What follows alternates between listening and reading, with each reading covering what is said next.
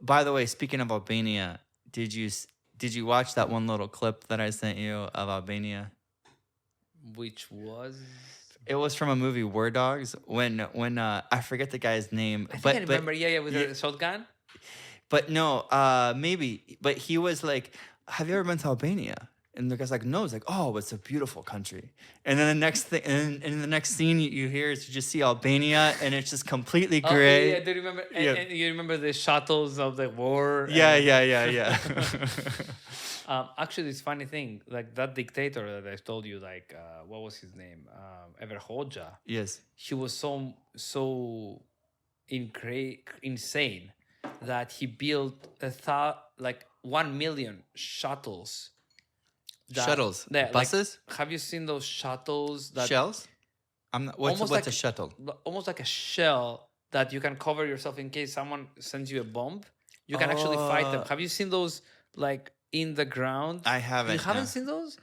Please, Farnud, at that I'll send you that picture from so people know. But that is like, so he actually spent a lot of money. So now if you go to Albania, you will see this kind of like, shells that they protect you and they make you ready so you can start fighting. So I mean, you are from that place, right? You have a different origin from Vancouver. Okay. Here's a physiological question for you. Mm-hmm. Okay, are you ready for this one? Let's go. Greece and Albania go to war. Which side do you fight on?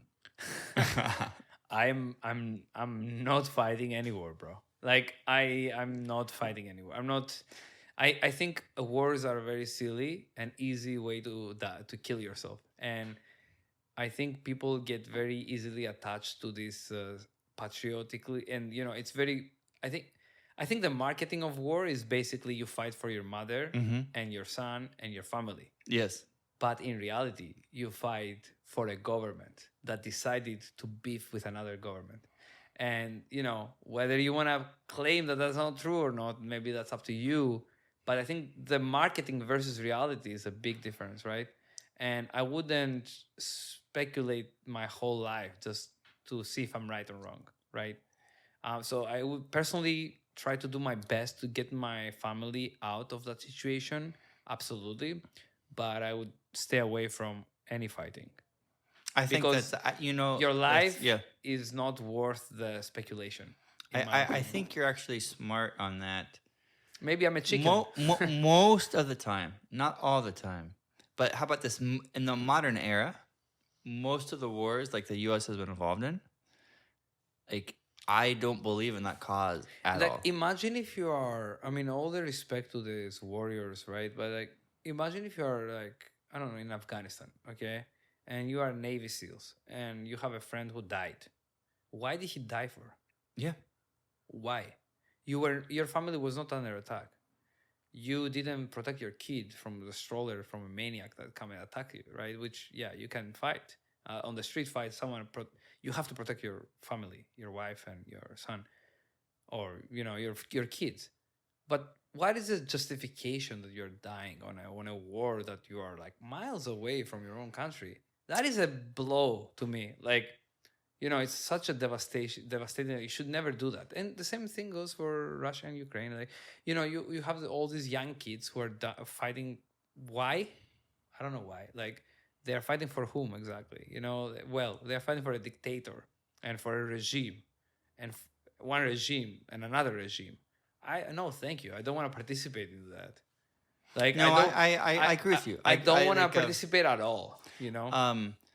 The only thing I will say is, I believe that as a country, you need to really honor and support your troops, the people who fight for you.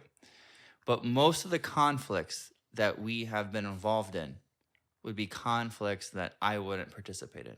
Like World War II, it's a very different type of war than what's going on now. Yeah. In Ukraine. I mean, yeah. And I mean, all props to Ukrainians. Okay, you are peacefully living and drinking coffee one day, and the other day someone knocks your door and say, "Get the hell out." Yes. I mean, how can you not fight? Like, what you're gonna do, right? Like, I Oh, mean, 100%. I don't want to say like I wouldn't fight in that situation, right? Now, would I want to go and participate in any of this war without someone knocking my door and asking for trouble? No. But if someone, if you have to self defend, you can do whatever you have to do, right? But yeah, I would generally avoid any sort of conflict. Like, I think as times has shown, whether it takes 3 years, whether it takes 6 years, eventually the conflict gets resolved. And it's not the fight that wins the war, it's politics, right? So it's dynamics and everything, right? And it's just like basically sheer who do you collaborate with? Like if the Russians know that Americans and all the world are against them, they probably are willing to compromise, right? It's not gonna be a full blown war, most likely. At least not. You know what? At I least certainly hope not. I well, really I hope mean, that, famous last words like before the actual nuclear, which is it has happened before, but it's very less likely that it will happen, right? I mean, compared to all the wars that have happened, there is only what, two times that nukes were used, yeah, and guess who used them? America. U.S. The only country that forces Hiroshima and Nagasaki. the only country that forces others to not have nukes, but the only country that hasn't used nukes. Isn't that ironic? This is a part of our history. Those attacks that the U.S. did on Japan were, incredible. They were horrible for the people that live there, right? I mean, we decimated civilians. Isn't Einstein was involved in that, right? Einstein, I think his Well, theory was he developed. Yeah, yeah. I Yeah. feel bad for that guy. But before that, a note, but we can talk about it in a moment. But before that, my grandfather looked at my mom one day and said, because my mom was like, I can't believe the nuclear weapons that the U.S. deployed. And then my grandpa was like, but they predicted that if the U.S. invaded those towns, that there would be 100,000 Americans who passed away. So how horrible dropping those bombs they did in the war, and they preserved American lives. Can I play devil's advocate? Absolutely. U.S. predicted that there will be weapons of mass destruction, and guess what happened? Like, there is a lot of predictions that For sure. would have, could have, You know what's the most sad thing about that statistic there? Or not statistic, but that when they said those things, speculation. The speculation, yeah, but it wasn't U.S. intelligence, Right. so it was. I believe, if I'm not mistaken, it was British intelligence, but I know for a fact it wasn't. U.S. intelligence didn't say they have weapons of mass destruction. I believe it was British intelligence, and that the U.S. just said the right people in government, like you were saying before, who they all they did is they heard this one thing, they accepted it, they didn't validate it, and they said, let's invade. Yeah, it's almost like same what my father says, like results matter. And you can speculate and you can do and you can find all the excuses, but the results is that we didn't find any of these kind of weapons. Basically the war was just done for nothing, and you had all these people that died, as like your friends, someone from your school who could have joined that war. Sure. Right? How sad that is for that person to be almost brainwashed from their own country and their own government on this almost like marketing genius campaign of, hey, come and save our country, but by the way, you're not even under attack. Isn't that sad? It's extremely sad. So that's why I'm saying to my friends, if you ever are into a situation where you fight, you never fight. You run. That's what you do, because you have your life is not worth the speculation. I agree on your point of fighting for a cause that is for a sitting president whoever is telling you to do these things, right? I'd say a vast majority of the time, the people who are saying go invade or go do this fight, they have their own special interest at heart, Right. right? So in that regard, it's absolutely. But there is that other portion, probably more in historical, Right. That you will stay defend for your because the family. attacker. Yeah. 100%. Like, I do think that that's a thing of like, yeah, I would, it's very circumstantial. Now, if my if I'm sitting and someone attacks yeah. my family, I will not run. I will fight, right? Oh, But 100%. I think it's like almost all, in many cases avoidable. So, And prevention is better than cure. so, Right? so let me ask this question. Like, do you, in your current mindset, Right. if you were in Greece during the Persian invasion, Persian, shout out to Arman. yeah, shout out to Armin. Hey, I tell you what, Armin and guys, you messed up this country here. Hey, Okay. yeah, they definitely did. Oh, but then you know what they'll tell me is like they'll say, well, but also they messed us up too with Alexander the Great, like, and then Everyone messed everyone up. and then Armin was like, Alexander the Great, Fuck like, this he guy. wasn't that great, Yeah. But anyway, what was I saying? So my question to you: if you were alive during the Persian invasion of Greece, would you have been in? Bro, I would be running. You'd be running. I know why. The Persian army was fucking huge. They were like 2 million, right? 1 million, 2 million. We were like the Spartans were Yeah. I know they were calling them 300, more like 1,000, right? Okay. But it was actually very, very small. Yes. And the real war happened. And Spartans were very effective, but in the end, everyone died. Yes. Right?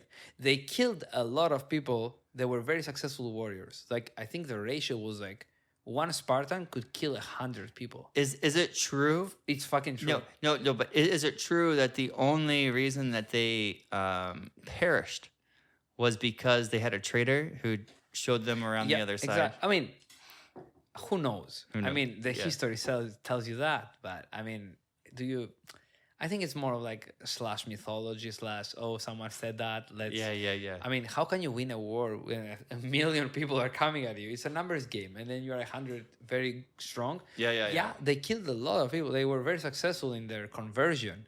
They converted like one Spartan life for like 100 opponents. But that being said, they all died, right? And I wouldn't really think that's a good trade-off. So for you, you would say, hey, like, why don't I take my family and try to bounce?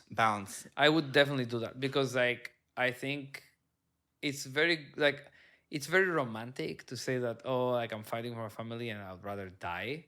And there are circumstances that you do that. For instance, if someone attacks you on the spot, and you have your family, there is no chance to flight. You have to fight.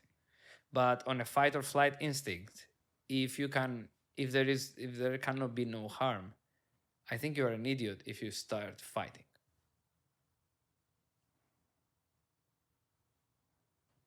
Like it's simple. No, it's very simple for me.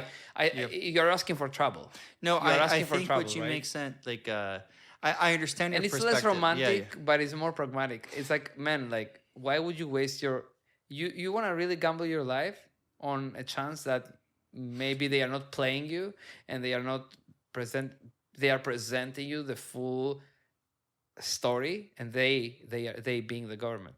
I don't think so. I don't trust it.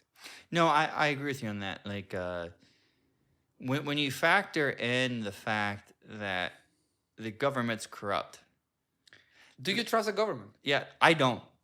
Like, hey, okay. Do you trust the government after COVID? Man, no. Like, I mean, I didn't trust it before, but that definitely affirmed my confirmation to not trust it more, right? Like, yeah, I think definitely you have to be very cautious who you trust and what extent you go with, and just like really be open minded about your life choices, right? And yeah, I mean, I feel, I feel for all these soldiers and all this, like this special military, right? Like those are very hardworking people, right? Oh, But for sure. and I do have a lot of friends in Greece who were going that route, but I'm like, in the end, you're just like a pawn in the game, and whose game are you playing with?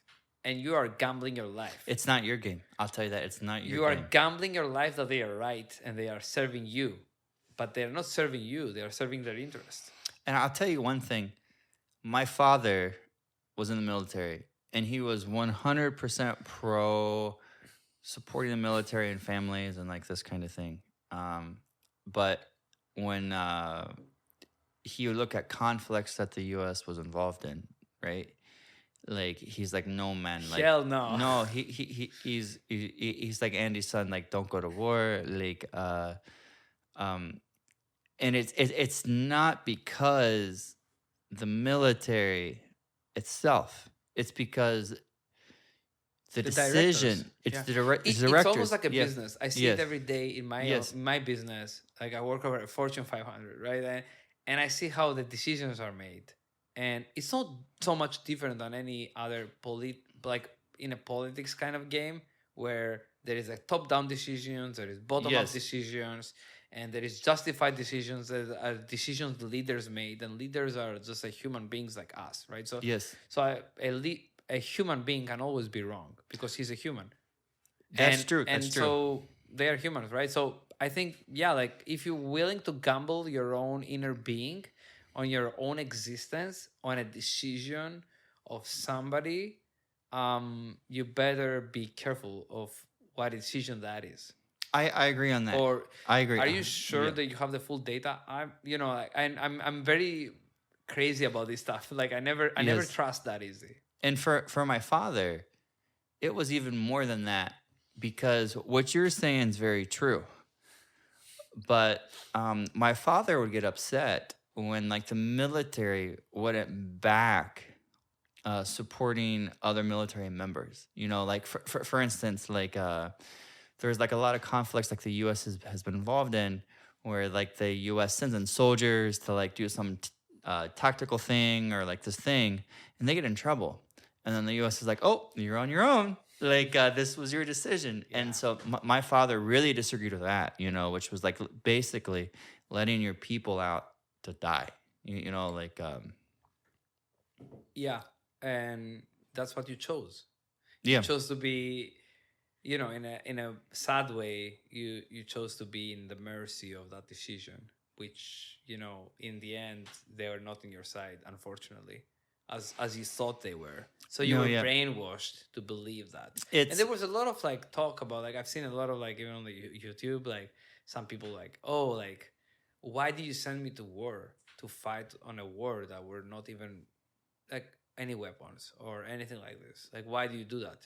Well, the answer is clear: because of special interest. They wanted to get the oil, get the Oh, for sure. economy, get do their own agenda, but nothing about like homeland security and all this kind of marketing. No, I agree marketing on that. BS. That's what I call it, no, marketing BS. I right? agree on that. You're right. It's, Yeah, I do think that, but yeah, I mean, obviously, everyone can challenge that and can say, "Oh no, like this is not the case." They had this kind of piece of information, and it's good to fight. And definitely, you are free to do whatever you want. But I do want to say, like, think twice if you want to gamble your life over somebody else's decision.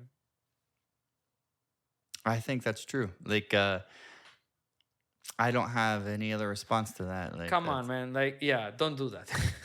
Just don't do that, please. And you were in Ukraine. If I was in Ukraine and I was a seasoned software engineer working in Ukraine and somebody attacked my place, that's fucking tough. Like, yeah, I mean, what would I do?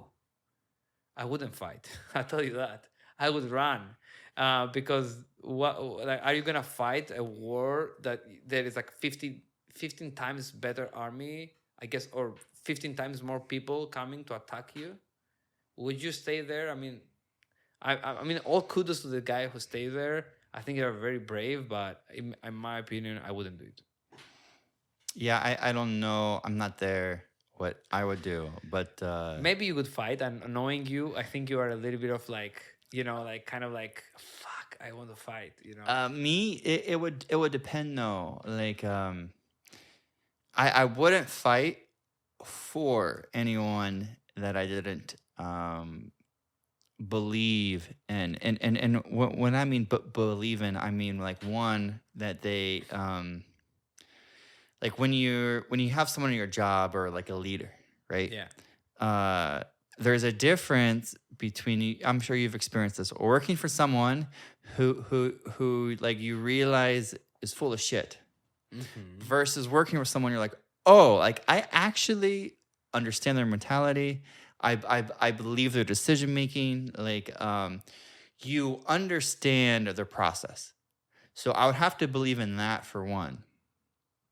And then I would also just have to believe it was the best decision for me and my family, if that makes sense. But like I'm a person, like, if there's bosses that you've worked for, right? And there's no way in hell like you'd be like, I'll go to war with this guy. Like, I'll let this guy lead me. No way. Like, I'm that guy. I'm like, no I way. do like people who are, they can put the money where the mouth is. Yes. So if you want to lead by example, and you want to claim something and lead by it, I will be most likely going to be happy to help out and assist. But I don't like BS. So like if someone tells me one thing and then doesn't really back it up with facts or data, I get suspicious very easily. Mm-hmm. Right? Like if someone talks and doesn't do it, then that means it's almost like a red flag, right? Like Oh, I why agree. are you saying something you're not doing? So yeah, you're right. I think it all depends on the lead. It's not so much different than our job, right? You have all this tech lead that just talks and doesn't do it, right? Did Mene, you have Mene, those? Mene, stop describing yourself. Shots fired. Shots fired. Yeah, I mean, Shots have fired. I been slacking lately? Maybe. I don't know. Sorry, manager. Sorry, but I think no. But I do think like Okay, like if you want to be a good leader, I yes, think you have to lead by example. I agree. And I'm going to say one thing, which is in every job, every person, when you have things going on, sometimes you take a slightly step back. Like even at Elsevier, like I love Elsevier, the company that I used to work Right. for, and I worked hard. But there was times I take a step back and work on you. And right now, you're moving to Toronto, bro, Yeah. for your family. So like it can naturally, like you might, like you're saying slack, but it might be Yeah. just be taking a step back and saying, hey, like for the next month or two, I need to focus on myself to, align where I'm going, that kind of thing. Yeah, so we're doing a critical like actually we are in the midst of like migrating that, right? So I'm taking just 2 days off to just finish that kind of like, upgrade or move. So you said take 2 days off? I just take 2 days off for the move. I'm going back. Okay. Right? I got you. But by the way, after I complete that migration, I definitely like the approach because like that is like it's been a big Which freaking approach? project. You said I like the approach. I like the approach of taking a step back. Okay, I got you. Yeah. Especially at my company, we had like a big freaking layoff. Like, a lot of smart Half your team. half of my team is gone. When's their last day? Last Friday. It's Oh, done. Yeah, I mean, I'm pretty sure they are very smart. They'll find a much an exciting opportunity. But what I will say is that one thing, like I was talking to a team member who was impacted, and one thing he regretted was like not taking time off. ah. So I'm like, yeah, you're right. Hey, I tell you one Because thing. this My 3 days a week, I are like. paying off. Oh, they're paying off. Can I go to the washroom really quick? Hell yeah, Can bro. we- Hell yeah, bro. that's Yeah, what yeah. we- Let's just stop.